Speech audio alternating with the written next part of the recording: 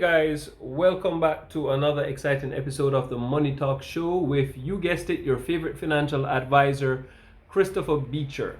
So guys, I want to thank you for, really sticking with me and staying in and really just, watching all my videos on how to help yourself to get financially better, helping your family how to win with money. And of course, I wanted to thank you all for liking and subscribing to this show. If you haven't already done so, please remember to do so.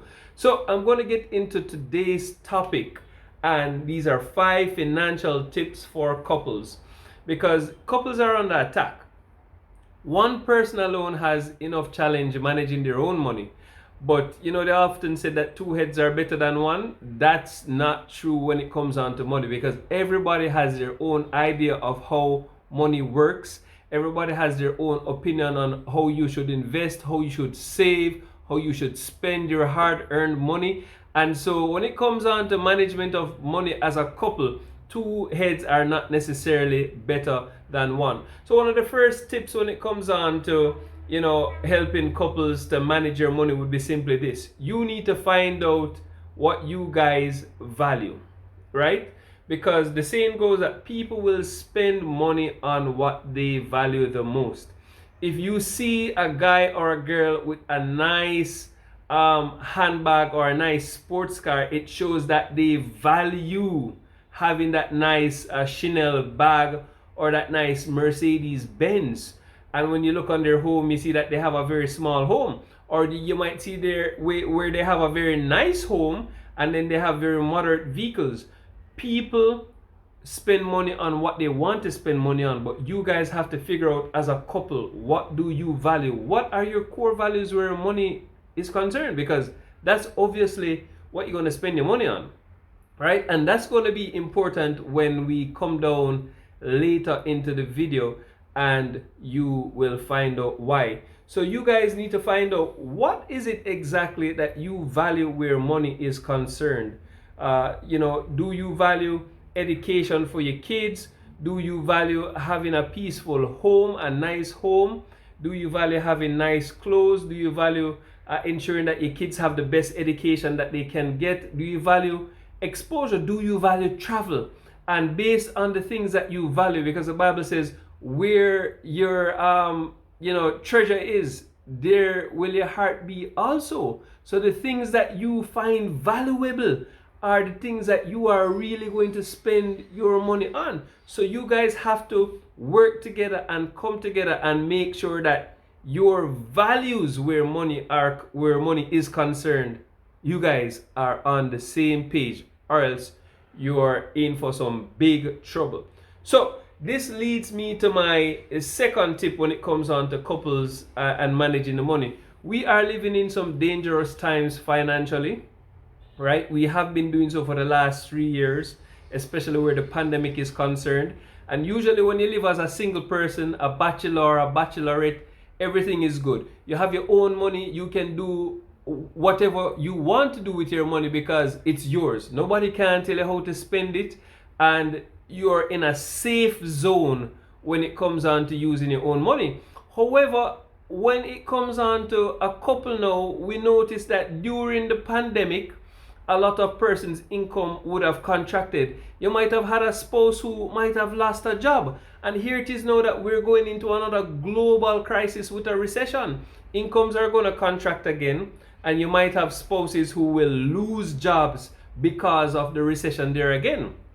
So if you guys are not having regular financial meetings to understand, what is it that we really value as a couple, if you're not having those regular financial meetings to understand what was the plan or what is the plan of where the money goes, how the money should be spent, when it should be spent, when should the emergency fund be used and under what conditions, you're going to have problems, because there are going to come times in the relationship where one spouse is going to be in a position where they're not making as much money. And in this case, it could have been because of loss of a job. What happens when the woman now has to carry the financial burden of the relationship? What happens where the man, and some people say it's the man's job to take care of the household, but really and truly, if you guys are a team, you should be working together. But what happens where the woman lost her job and her income was significant to the lifestyle which you guys have developed. And the man now has to carry on the brunt of the financial burden of the relationship. So regular financial meetings, regular planning sessions is definitely going to help.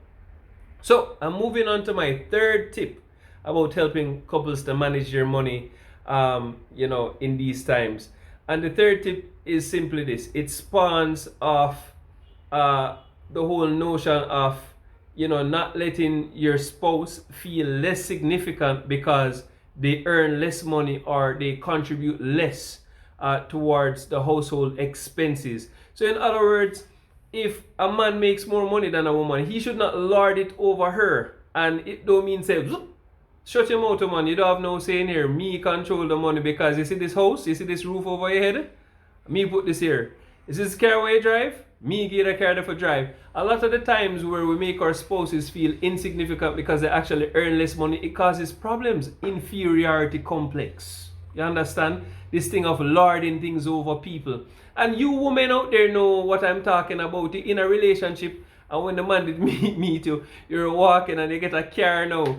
And the minute something go wrong in the relationship or you don't say eye to eye, take back the car, take back the TV, and your lifestyle dwindle back to zero. You don't know what me I talk about. And likewise, you women out there, listen. We are created as equals in the relationship, both the man and the woman. If you are the woman and you're making more money than your gentleman, and this happens a lot, especially in Jamaica, because a lot of the men in Jamaica, they fell behind the wayside, and now women are the leaders. If you look at a lot of the big companies in Jamaica, women are the CEOs. If you look at the top specialty areas in Jamaica, women are taking up those positions, those leading managerial positions. That's because more of them are being educated. You can see the ratios at UE. The women are now in a workspace where they are the bosses and they're making money. So is it because you are a boss in your workplace? Are you now going to be a boss when you come home and tell your boyfriend, tell the boy what to do because he make more money than him? Guys, no. It's going to cause a significant problem. It's called emasculation. The man is going to feel less than, even though the man is there for switch out the light bulb, even though him there for lay the pipes or fix the plumbing or him know how to service the car and whatever. If you make that man feel less than because he is not able to contribute financially to the expenses or the well-being financially of the home, if you make him feel less than and emasculated, that's one of the quickest recipe for him to find a woman out the door.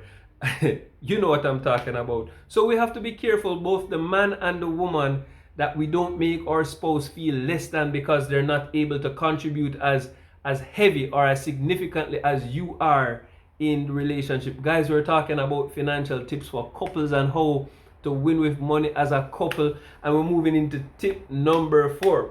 So guys, this one is one of the biggest problem we have in Jamaica right now, and it's a worldwide problem, but in Jamaica it's heavy. It's keeping up with the Joneses. I remember back in the day, I used to have a girlfriend and she used to love to eat out. I'm talking eating out like 5 times for the week. I'm talking about having double dates with whomever because them want to go for dinner, so we're going with them. Or you're going breakfast party. This and this couple, Sarah and John, going to breakfast party, so we have to be there. John and Sue are going on the North Coast, so we have to go up on the North Coast too. Stacy and Benjamin, them just buy a Benz, so we have to upgrade our car too. Jonathan and Sasha, they just move up to Norbrook, so we have to go buy an apartment up on Norbrook too. Guys, no, you need to act your wage. As a couple, it's very easy to slip away and try and keep up with the Joneses. It hard enough to do it as a single, because as a single person you're going to want to do it, especially because of the vanity of the eyes and with social media. But as a couple, there's a tendency to say, oh, John and Mary move up, man. What we are doing with our life, we need to move up too. No, guys, act your wage, right? Act your wage. And there's a passage of scripture that I remember that before you build a house, you have to count the cost before you build that house. Otherwise, you're going to start build that house, and when you're unable to finish the building, people going to laugh after you to shame and to scorn. Guys, keeping up with the Joneses is a bad idea. Stay in your lane, stay focused, treat yourself at times, reward yourself. But I learned this rule from John Maxwell. Even as a couple, you will have significant milestones, you will have anniversaries, you'll have job promotions, you'll have the birth of a new child, all of these things, but never celebrate for more than 24 hours unless you guys properly budget that out, because there's a tendency when we say we're going to go in and celebrate that we go overboard. So something significant happens, a celebration period, you have one day, it doesn't have to be immediately after, but you plan it properly and you have a proper celebration for that day.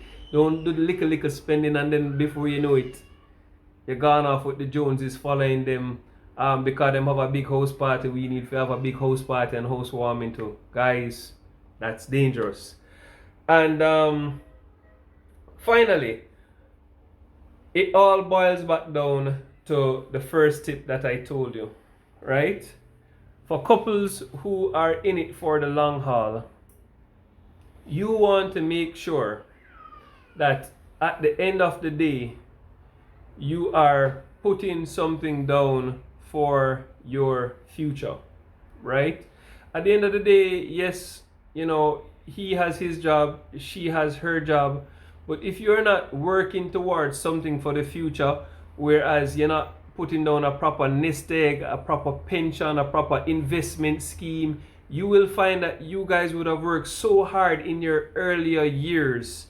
And then now when you guys get older, there is a mad rush, right, to figure out how are we going to earn in our twilight years, how we are going to eat, especially if the children have already left the home, right? What are we going to do? How are we going to enjoy our twilight or our golden years? Guys, people are living longer, right?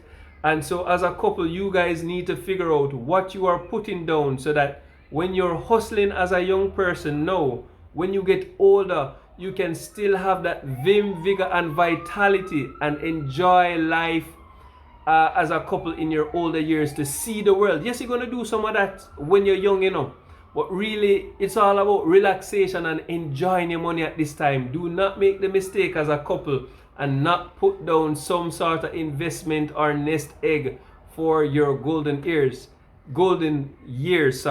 So guys, these are my 5 financial tips for couples. Hope you like them. Please remember to comment on it. Share with me what are your thoughts on these tips. Please remember to like and subscribe to the show. This is Chris Beecher, your favorite financial advisor, over and out. Big up, bless, and one love.